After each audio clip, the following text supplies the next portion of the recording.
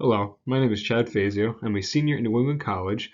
I have conducted research on the recent phenomenon of police officer suicides in the United States, titled End of Watch. I will quickly review the table of contents. To start, I have written an abstract based on what this will entail, followed by the deterioration of a police officer's mental health over time, followed by day-to-day trauma police officers face, risk factors for police officer suicide, unhealthy coping mechanisms, post-traumatic stress disorder, the growing trend in police officer suicides, why now, and why is the rate growing so high, the police subculture and how that plays a role, mental health in the hiring process, geographic area and how that plays a role into the suicide rate in certain areas of the United States, services that are offered to police officers in depth, educating agencies on mental health, how police officers can find help, and it's okay to not be okay. Police officer suicide has become a modern day problem within the United States. Studies show that the suicide rate for police officers currently is at around 23 per 100,000 officers. The current suicide rate for the general public within the United States is estimated at 14 per 100,000 people based on information from the Center of Disease Control. As the statistics show, police officers in today's society are 1.5 times more likely to commit suicide than the general population. During this presentation, I will analyze why suicide rates in police officers are going up as well as the factors causing this phenomenon. The goal of my research is to promote change and bring light to an issue that is not being addressed as it should. Mental health is defined by the Center of Disease Control and Prevention, the CDC, as an important part of overall health and well-being. Mental health includes our emotional, psychological, and social well-being. It affects how we think, feel, and act. It also helps determine how we handle stress, relate to others, and making healthy choices. Mental health is important at every stage of life, from childhood and adolescence through adulthood.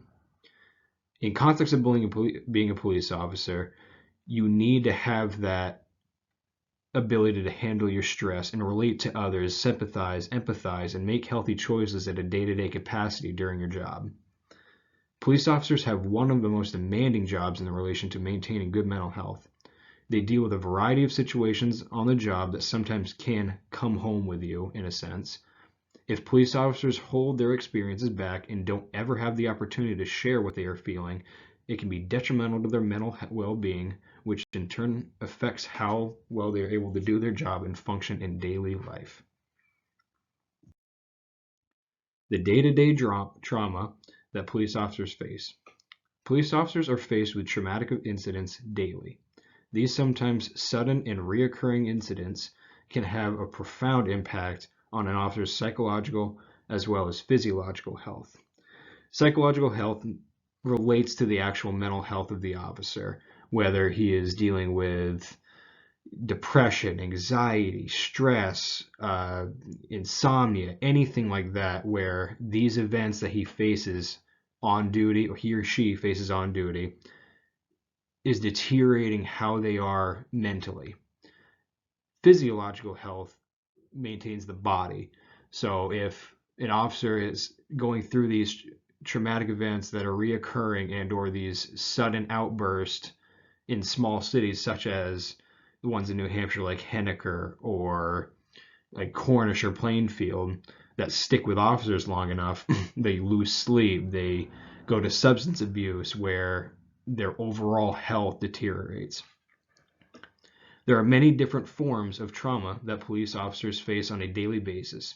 Trauma triggers are different in every police officer, but it's the way they deal with this trauma they face that makes a difference in their mental health.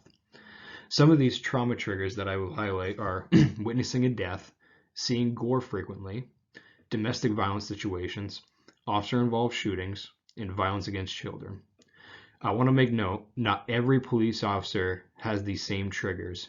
One police officer might find witnessing death the worst thing he or she deals with on the job. Others may think that's more mundane and they can deal with that, but those officers can't deal with violence against children. But these trauma triggers are something that police officers deal with on a daily basis almost, in the fact that if this is happening day in and day out on the job and they're not getting the services needed in order for their mental health to be in the spotlight, so to sense, to where they are getting this help and they are getting treated, it's something that's just going to get progressively worse and worse and make this growing suicide rate skyrocket.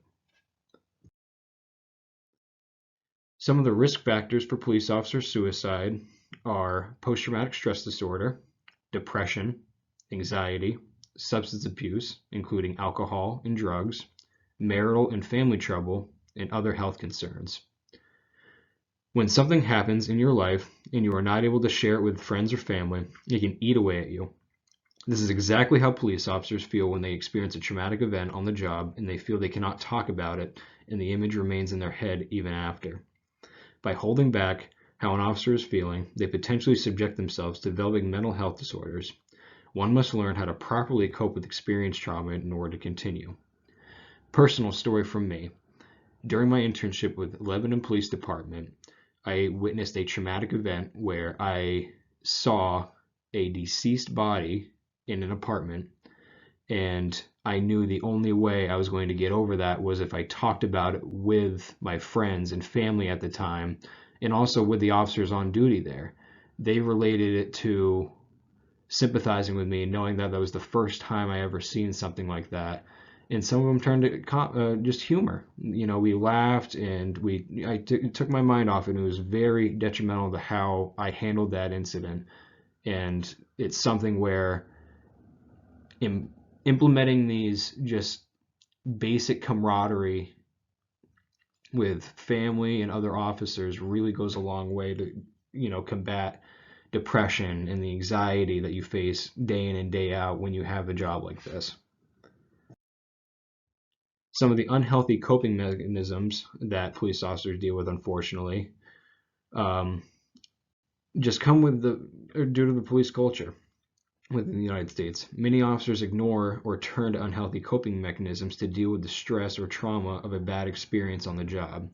Instead of talking to a trusted person like the chief or a supervisor or even just another friend outside of work or at work, your wife, anybody, or even a counselor. A lot of police officers don't do that, and they choose to uphold that macho attitude saying, I don't need help, help makes me weak. And they suppress their feelings, and they do not choose to seek help after that incident. The unique police subculture often portrays alcohol as a positive coping mechanism, as it is said to promote camaraderie and social interaction. The hard truth of the matter is that the consumption of alcohol can be dangerous to police officers and law enforcement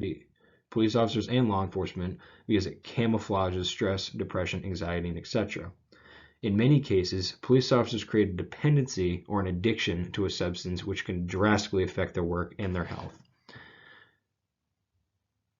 Some stats I found off the FBI bulletin were that 7.3% of law enforcement officers suffer from alcohol abuse today, and around 25% of law enforcement officers are dependent on alcohol as of today. Drug use is on the rise throughout police agencies in the United States. This has led to the establishment of more frequent drug testing strategies for officers. Some police officers choose to use drugs to numb the pain of trauma. Throughout my research, I noticed that a lot of officers tend to not deal with narcotics such as heroin or marijuana. They choose to go through prescription drugs because they think, one, that won't get them in as much trouble if they get caught, and two, many people think that prescription drugs are quote unquote better or okay for you to use rather than narcotics.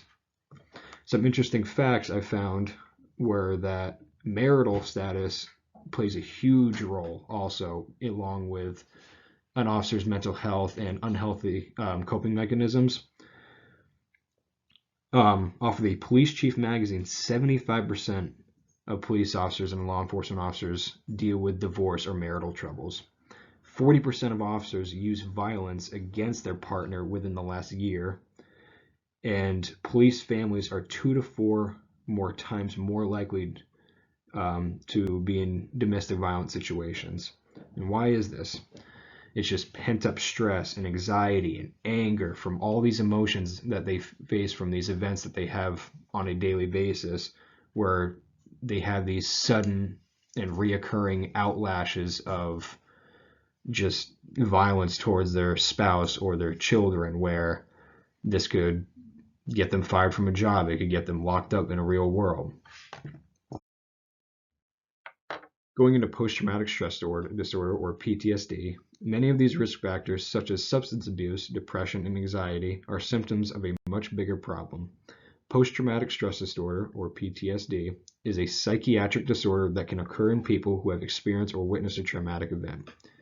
The growing trend today in law enforcement, as well as other protective service professions, is that those who suffer from PTSD have a higher risk of committing suicide. The Ruderman Family Foundation has found that roughly 35% of police officers experience PTSD, compared to the general population at 6.8%. Sadly, police officer suicide is a growing trend within the United States.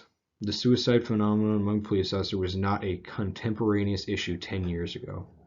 About 90% of the officers who took their life in 2019 were male, and approximately 25% were veterans with at least 20 years of service, which goes back to my last slide, how PTSD can play a role in people that are coming from military, which is something that even in that branch of service, other than law enforcement, it goes undetected and unnoticed and untreated. Based on statistics retrieved from the Blue Help as of December 20th, 2019, 215 officers died by the means of suicide, and 125 officers died in the line of duty. In today's society, police officers are more likely to die by suicide rather than in the line of duty. Quick overview. Since the late 1970s, there has been 1,180 suicides reported, 800 departments affected throughout the United States. 112 of those were retirees, and 142 of those were correctional officers. As you look to the right, since 2016, you can see this is indeed a growing trend. From 2016, going from 143 officers dying by suicide to 172 to 174 to 228, and as of right now, currently there has been 53 officers that have died by suicide. And why now? This growing trend has many different parts. The police subculture, or the thin blue line, the geographic area, and other sub-factors have a great impact on the rising rate in police officer suicide. I first want to talk about the police subculture, or commonly known as the thin blue line, and why this contributes to why the suicide rate is so high among police officers. Many officers will immerse themselves in this culture to surround themselves with people/coworkers with similar problems or interests to avoid their problems. The idea is that, all my buddies within the police department, we're all just kind of shoot the shit and drink beer and not talk about our problems because we all have the same problems and we don't want to address them, which is something that is severely neglected in the fact that everybody needs to face help. Everybody needs to seek help within these traumatic events. Many would say that this would help many officers being around other officers and being able to have healthy social interaction, right? Unfortunately, the reoccurring pattern is that officers use the subculture as a mask to hide their true emotions and problems they face on the job or at home. The theme that shows among police officers is that they believe seeking help portrays them as weak or unfit for the job. Many officers struggle opening up because of the stigma behind mental health and the fear of actually having the department or fellow officers turn on them and make fun of them, saying that, just basic banter between officers can actually greatly impact how an officer's mental health is affected and their daily work.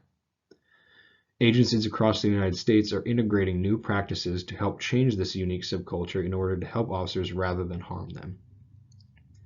We have Sergeant Grubbs from the Harrisonburg Police Department stated, "We have to change the culture that just because you talk to someone, it doesn't mean that you're weak." Having the ability to come out and admit your faults and understand that you need help sometimes from other people is actually a strength. This is something that resonated with me highly because it is true. I believe that a stronger person recognizes their weaknesses and seeks help and seeks ways to actually improve those and make them positives and strengths within their daily life and their daily work.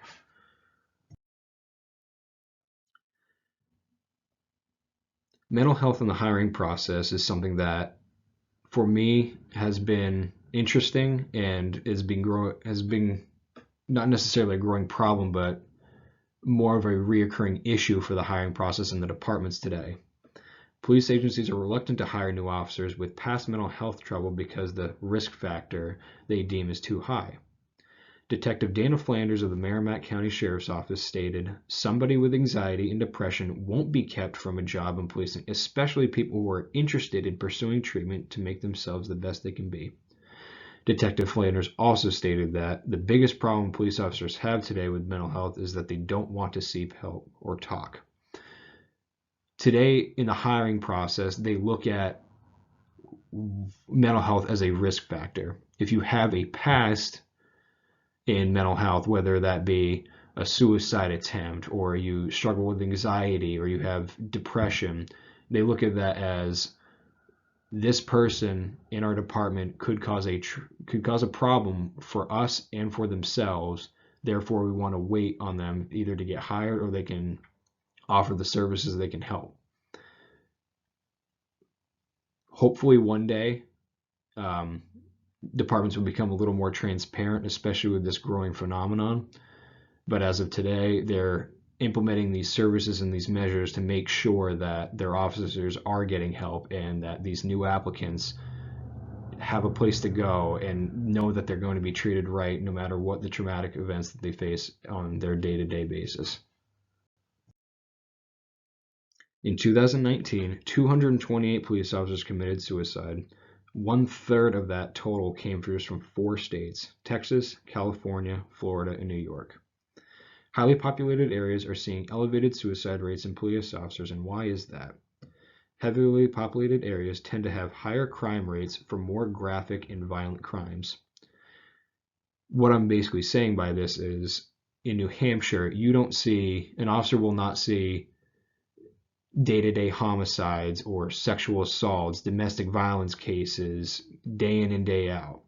Whether, compared to somewhere like in New York or California, you can see that multiple times a shift. And that greatly impacts an officer's mental health, having to deal with that day in and day out, knowing that that's going to happen. It's just terrible. The high crime rates lead to fatigue to the officers, and officers in larger departments such as NYPD and LAPD tend to get lost in the work environment and don't seek the help they need. Due to the fact that they're so busy, they feel like they just need to do their job. They'll face the repercussions later and they don't need to seek help. They just need to do what they're told to do, which is completely out of their line of duty. They need to make sure that they are the best person possible so that they can effectively work as a police officer.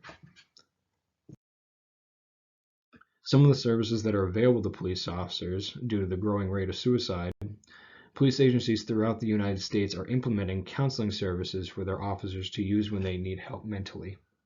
Officer Lancelot Franchione of the Metropolitan Police Department in Washington, D.C., stated that the Metropolitan Police Department has what is called the EAP, or Employee Assistance Programs.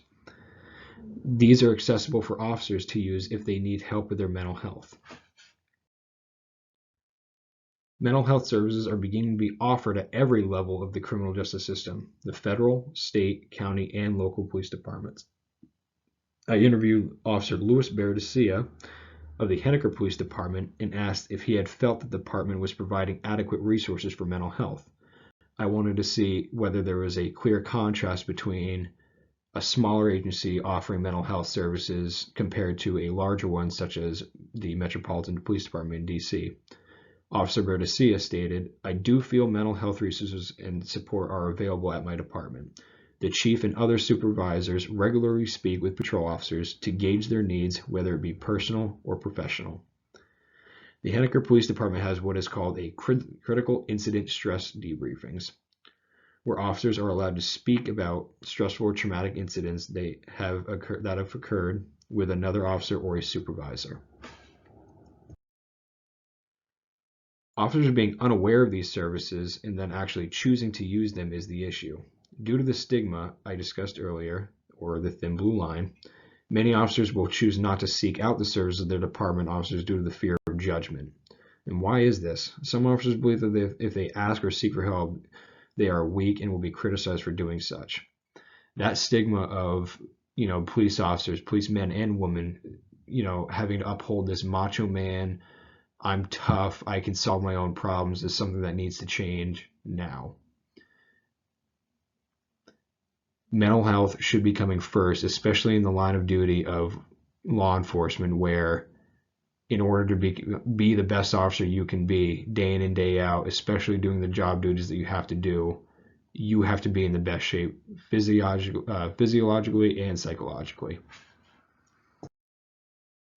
Some of the services that I have found that help out departments throughout the United States with offering mental health services are websites such as Blue Help, which is a website that honors officers that have died by suicide and collect donations to help departments and the families through this grieving process.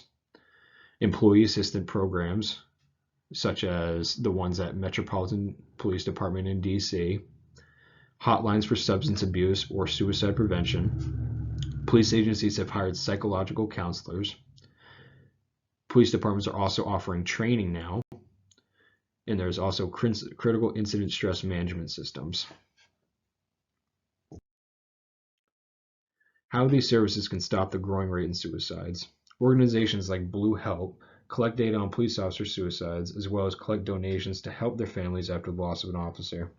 Employee assistance programs are beginning to be more of a commonality in police departments throughout the United States in order to help officers in need of mental health resources. I believe the biggest thing is educating these agencies, because I do believe that a lot of agencies still throughout the United States have an older, supervisory staff to where mental health was not the biggest issue or the most contemporaneous issue to them back then, but it is such a huge issue now that they're struggling to keep up with it, and they're trying to find all these services and these different outlooks where they can help their officers without losing officers day in and day out. Providing mental health services to police officers is a growing trend among departments in the United States. In the past, the common trend in dealing with trauma was to send the officer home or take time off, which in relation is really bad because it does not do anything. It just lets them dwell on it at home, and in turn, they don't want to talk about it with their wife, or if they don't have any family, they just sit there and they think about it, and it's implanted in their brain and it just eats away at their mental health. Now, on-site services are being mandated by many agencies in order to help their officers when they are faced with traumatic events that result in the risk of factors such as PTSD and depression. Departments such as the Metropolitan DC Police Department mandate the fact that if you use your firearm, you have to go through an EAP. It is highly suggested, and from my interviews with Officer Lancelot Franchione, he stated that many officers do choose to use these EAPs in order to help their mental health and talk through the incident that is sometimes traumatic to them, which is, discharging their firearm in a deadly situation. Police departments are also integrating mental health trainings for their officers. The Massachusetts Police Training Committee started an in-service training 2 years ago titled Stress, Stigma, and Survival in Policing. The class was designed to take a grassroots approach that offered a relatively informal environment where peer-to-peer learning could occur in recognizing the signs of critical incident stress and dissecting some of the stigma officers perceive when seeking help. The purpose of the program was to help officers understand there is no shame in reaching out for help, talking things out with a peer, or treating mental wellness the same as physical wellness. Upon completion of the program, officers had a better understanding of the stigma that can arise when seeking help and how the stigma, whether real or perceived, is counterproductive and something to be overcome. How police officers can find help today. Reaching out for a helping hand will make you a better officer and a stronger person outside of the work environment. Ask your police chief if you can seek help. You go to a counselor outside if you don't feel comfortable addressing it. Partake in these EAPs or these critical incident stress management systems.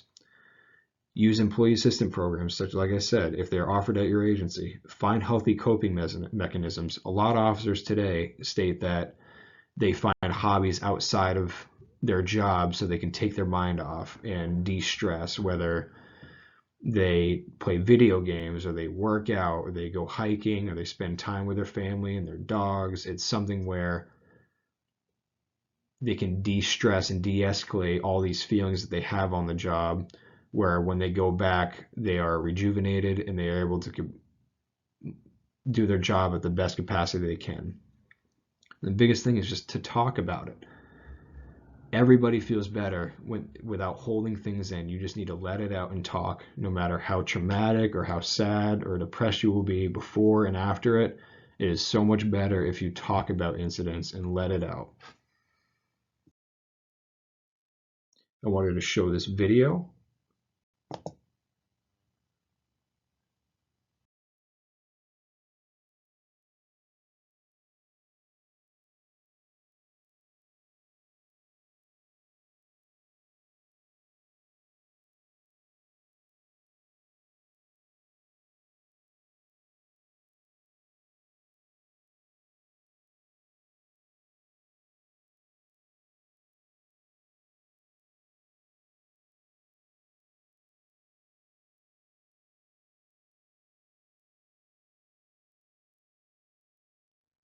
This is my works cited page. I thank you for listening to my presentation. I hope I addressed the things I went over in my abstract and how this growing phenomenon has a simple solution to the point where officers need to talk and they need to open up.